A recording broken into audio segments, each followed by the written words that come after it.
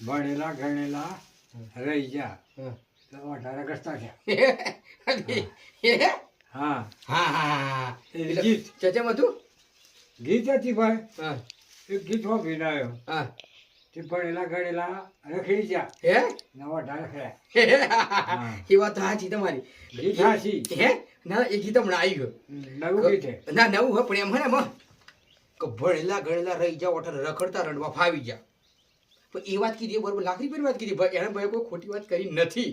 ચમ કે તો લુલા લંગડા બેરા બોબડા અપંગ એવું ચમ કે ચાલાક કેમ કે ટેલેન્ટ ભણવાનું 36 પ્રકારનું ટેલેન્ટ રાખવું પડે આ જિંદગીની અંદર.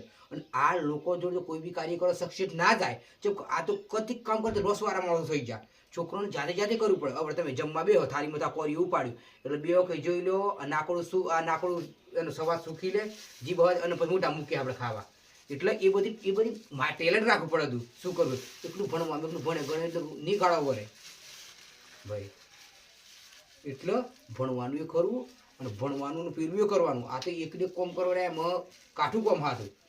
એ ગીત તો મારે બરોબર ભણાવી એણે ગીત તો એણે ગીત કરી એ ગીત એકલું ગીત કર્યું કે ભણેલા ગણેલા રહી જાવ અને રખડતા રડવા ફાવી ગયા હવી લો.